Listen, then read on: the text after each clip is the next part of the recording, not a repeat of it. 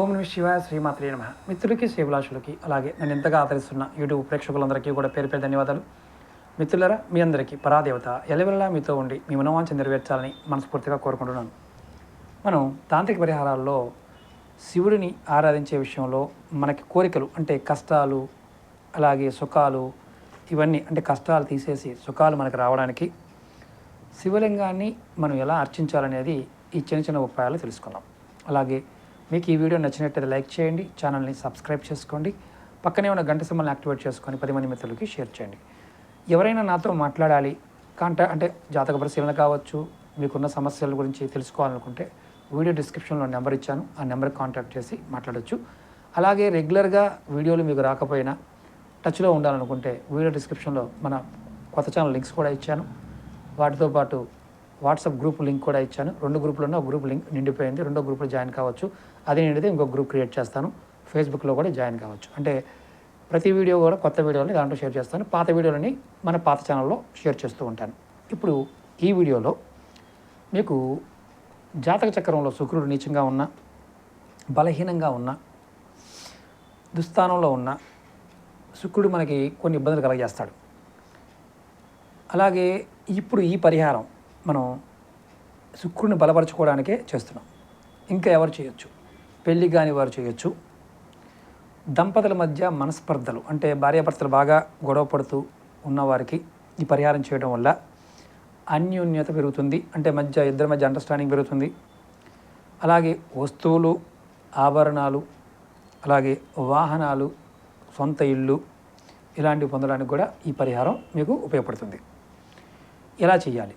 శుక్రవారం నాడు బ్రాహ్మీ ముహూర్త సమయంలో, అంటే ఉదయాన్నే 3 గంటల నుంచి 4 గంటల మధ్యలో, లేదా సూర్యోదయానికి 1 గంట ముందుకి, అంటే మీ దగ్గర 5:45కి సూర్యోదయం అయితే మీరు 4:45కే మీరు నిద్రలేవండి. ఒక చిన్న పరిహారం చేసుకోవాలి.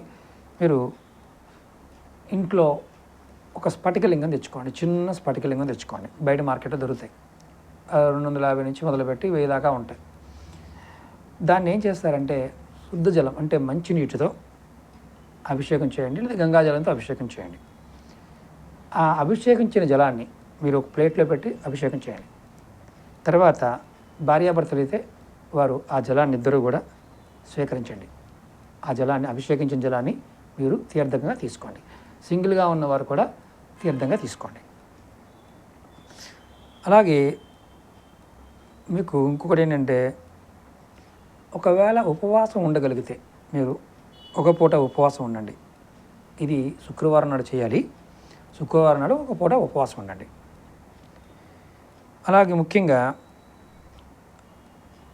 ఇక్కడ ఉన్న రూల్ ఏంటంటే నేలపైన పడుకోవాలి, మంచం మీద పడుకోకూడదు.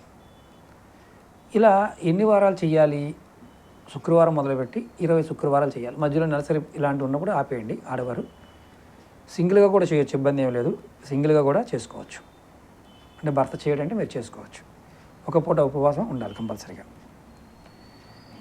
ఇలా మీరు చేసిన తర్వాత ఈ శివలింగాన్ని మీరు 26వ శుక్రవారం 20 వారాలు పూజ చేయాలి.